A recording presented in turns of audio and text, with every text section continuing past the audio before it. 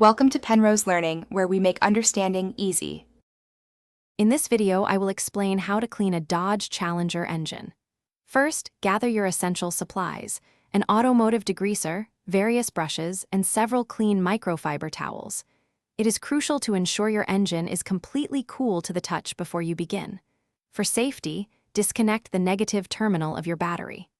Finally, protect all sensitive electrical components, like the alternator and fuse box, by covering them securely with plastic bags or wrap.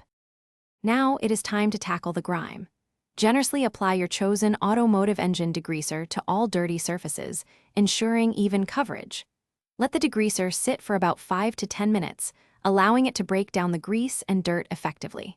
Use a variety of brushes, from stiff bristles for tough spots to softer ones for delicate areas, to agitate and scrub away stubborn buildup. Remember to work in small sections for the best results. After scrubbing, it is time to rinse. Use a low-pressure water stream, like from a garden hose, to carefully rinse the degreaser and loosen dirt from the engine bay. Be very cautious to avoid directly spraying any sensitive electrical components. Once rinsed, use compressed air or a leaf blower to thoroughly remove as much excess water as possible. Finish by wiping down all surfaces with clean, dry microfiber towels to achieve a spotless, streak-free finish. For the final touches, carefully remove all the plastic coverings from your electrical components. Reconnect the negative battery terminal securely, ensuring a tight fit. To give your engine bay a showroom look, apply a non-greasy engine dressing to all plastic and rubber surfaces. This will restore their shine and offer some protection.